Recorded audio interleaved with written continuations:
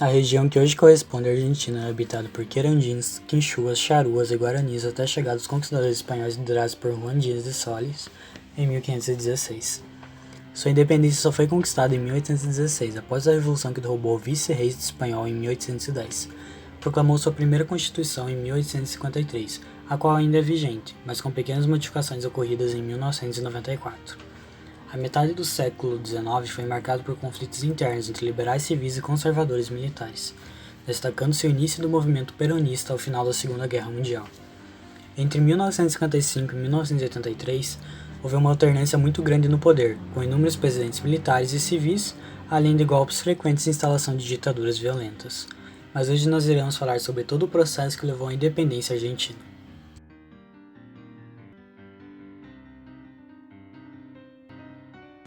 Dentro do processo de colonização espanhola da América, o vice-reino do Rio da Prata, ou vice-reino do Prata, foi o último fundado pela Espanha. Por ser muito distante da Europa e não possuir metais preciosos, a região não atraiu o interesse espanhol, o que permitiu aos colonos, durante muitas décadas, o gozo de ampla autonomia. Somente quando a presença portuguesa, bem como o contrabando da prata extraída da Bolívia, cresceu na Bacia Platina, é que os espanhóis resolveram dar mais atenção ao extremo sul da América, fundando ali um vice-reino em 1776, que incluía parte da atual Bolívia e os territórios que hoje correspondem ao Paraguai, ao Uruguai e à Argentina. Apesar de Buenos Aires ter se tornado a capital do vice-reino, a histórica autonomia das províncias se impunha como realidade política e econômica na região, enquanto os portenhos, ricos comerciantes crioulos, habitantes de Buenos Aires, buscavam centralizar a administração no Uruguai, no Paraguai, no distante Alto Peru, Bolívia e nas províncias do interior da Argentina, imperava uma administração local que se recusava a cumprir as ordens vindas da capital. Outro elemento complicador foi a Inglaterra, quando, no final do século XVII, a Espanha resolveu reatar sua aliança com a França, passando a ter os ingleses como inimigos. Estes, por sua vez, ampliaram o contrabando com as colônias espanholas da América e passaram a apoiar a independência dos hispano-americanos. Ainda no contexto dessas relações conflituosas entre Espanha e Inglaterra, em abril de 1806, uma expedição militar inglesa não oficial partiu do Cabo da Boa Esperança, África do Sul, e chegou a tomar Buenos Aires. Os colonos, sem contar com o auxílio da Espanha, que estava envolvida em guerras europeias, tiveram que se organizar por conta própria. De Montevidéu partiram tropas, lideradas por Santiago de Liniers, que conseguiram expulsar os invasores. Uma nova tentativa de conquista ocorreu no ano seguinte, e os ingleses chegaram mesmo a tomar Montevidéu, mas quando partiram para a conquista de Buenos Aires, foram novamente vencidos por milícias locais.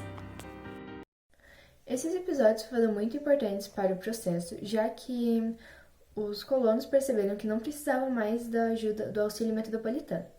As milícias de voluntários acabaram por se tornar tropas locais, e independentes e contrárias à Espanha.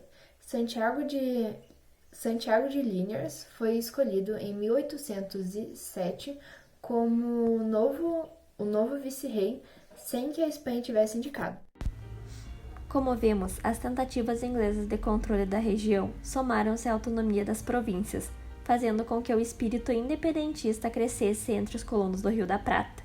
Tal situação se agravou ainda mais quando Napoleão Bonaparte tomou o trono espanhol em 1808.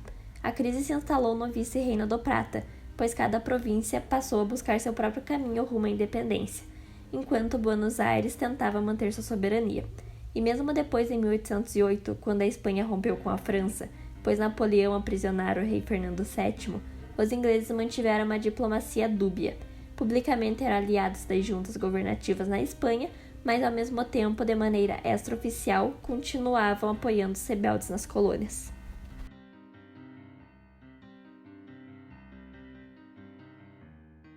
Em 25 de maio de 1810, ocorreu a Revolução de Maio. Uma junta de governo foi formada em Buenos Aires com o apoio das milícias de voluntários das guerras contra os ingleses. Essa junta jurou fidelidade a Fernando VII, mas se recusava a cumprir as ordens vindas da Junta de Sevilha, o governo provisório da Espanha. o que, na prática, significa declaração de independência. Contudo, como a principal reivindicação da junta portenha era o direito ao controle de todas as regiões do vice-reino, as províncias, reafirmando sua autonomia, se revoltaram. Montevidéu se declarou a favor da junta de Sevilha, a fim de rivalizar com a junta de Buenos Aires. O Paraguai e o Alto Peru se mantiveram à parte, não enviando representantes à junta de Buenos Aires. Em 1811, o Paraguai se separou definitivamente de Buenos Aires, declarando sua independência sob a liderança do ditador José Gaspar Rodrigues Francia.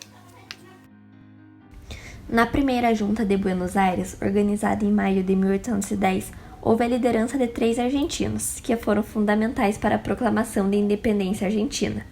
Foram eles: Cornélio Saavedra, fazia parte do Exército Patriota e foi presidente da Junta Provisória Governativa; Mariano Moreno, foi secretário de Guerra e Governo da Primeira Junta; e Manuel Belgrano, foi general em chefe do Exército do Norte. No Uruguai, as lutas foram intensas, já que portugueses e brasileiros desejavam anexar a região. Depois de longa guerra, o Uruguai foi incorporado ao Império Português, em 1821, transformando-se na província Cisplatina. No interior da atual Argentina, várias regiões se rebelaram contra a Junta de Buenos Aires. Foram submetidas pelas tropas portenhas, mas continuaram lutando pela autonomia local.